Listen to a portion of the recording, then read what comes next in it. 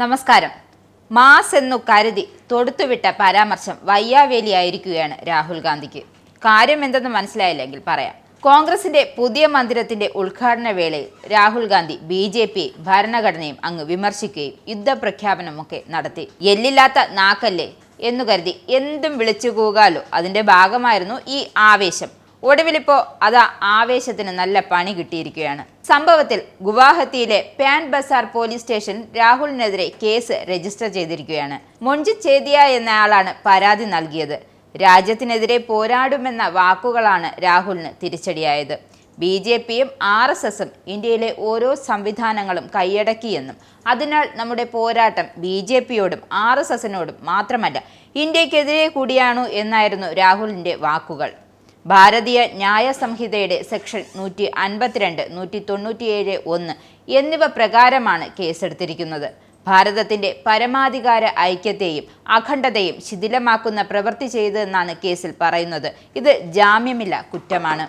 രാഹുലിന്റെ പ്രസ്താവന അഭിപ്രായ സ്വാതന്ത്ര്യത്തിന്റെ പരിധി ലംഘിച്ചുവെന്നും ദേശീയ സുരക്ഷയ്ക്ക് ഗുരുതരമായ ഭീഷണി ഉയർത്തിയെന്നും പരാതിക്കാരൻ ആരോപിക്കുന്നുണ്ട്. അശാന്തിയും വിഘടനവാദവും പ്രോത്സാഹിപ്പിക്കുന്ന അപകടകരമായ പ്രസ്താവനയാണ് രാഹുൽ നടത്തിയത്. ഭരണകൂടത്തിന്റെ അധികാരം നിയമവിരുദ്ധമാണെന്ന പ്രതിച്ഛായയാണ് രാഹുൽ സൃഷ്ടിച്ചതെന്നും പരാതിയിൽ വ്യക്തമാക്കുന്നു. ആവർത്തിച്ചുള്ള തെരഞ്ഞെടുപ്പ് പരാജയങ്ങളിൽ നിന്നുണ്ടായ നിരാശയാണ് രാഹുലിന്റെ പരാമർശങ്ങൾക്ക് പ്രേരണയായതെന്നും ചേതിയ ചൂണ്ടിക്കാട്ടി. പ്രതിപക്ഷ നേതാവെന്ന നിലയിൽ ജനാധിപത്യ സ്ഥാപനങ്ങളിൽ പൊതുജന വിശ്വാസം നിലനിർത്താൻ രാഹുൽ ഗാന്ധിക്ക് ഉത്തരവാദിത്വമുണ്ട്. പകരം ഇന്ത്യയുടെ ഐക്യത്തിനും പരമാധികാരത്തിനും അപകടമുണ്ടാക്കുന്ന അസത്യങ്ങൾ പ്രചരിപ്പിക്കുവാനും കലാപം ഇളക്കിവിടുവാനുമാണ് അദ്ദേഹം ശ്രമിച്ചത്.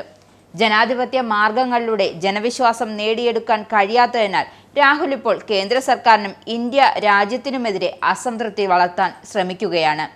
പ്രതിപക്ഷ നേതാവെന്ന് അദ്ദേഹത്തിന്റെ സ്ഥാനം കണക്കിലെടുക്കുമ്പോൾ ഈ പെരുമാറ്റം ഭയം ഉളവാക്കുന്നതാണ്. ജനാധിപത്യ സ്ഥാപനങ്ങളിൽ പൊതുവിശ്വാസം നിലനിർത്താനുള്ള ഉത്തരവാദിത്വം മുതലെടുത്ത കുറ്റാരോപിതൻ അസത്യങ്ങൾ പ്രചരിപ്പിക്കുവാനും കലാപം ഇളക്കിവിടുവാനും തന്റെ വേദി തിരഞ്ഞെടുത്തു. നേരത്തെ BJPയും രാഹുൽ ഗാന്ധിയുടെ പരാമർശത്തിനെതിരെ വിമർശനം ഉയർത്തിയിരുന്നു. രാഹുലിന്റെ പ്രസ്താവനയിലൂടെ രാജ്യത്തിനെതിരെ പോരാടുന്ന കോൺഗ്രസിന്റെ വിരൂപമുഖം വെളിച്ചത്തായി എന്നാണ് ദേശീയ BJP അധ്യക്ഷൻ JP നഡ്ഡ പ്രതികരിച്ചത്. മാനസിക നില ശരിയായിട്ടുള്ള ഒരാളായിരുന്നുവെങ്കിൽ ഇത്തരത്തിൽ ഭരണഘടനയെ വിമർശിക്കുകയില്ലായിരുന്നുവെന്നും യുദ്ധം പ്രഖ്യാപിക്കുകയില്ലായിരുന്നുവെന്നും അദ്ദേഹം പറയുന്നുണ്ട്. നിങ്ങൾക്കും ആനന്ദ മീഡിയയുടെ പ്രേക്ഷകരിൽ ഒരാളാകണ്ടേ?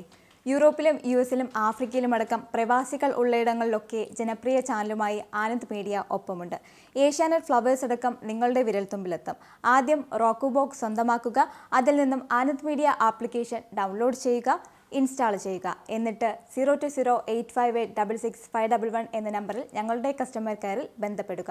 അല്ലെങ്കിൽ +91 735 660 3747 എന്ന നമ്പറിൽ വാട്സപ്പ് ചെയ്യുക. ആനന്ദ് മീഡിയയുടെ സേവനങ്ങൾ സ്വന്തമാക്കുക.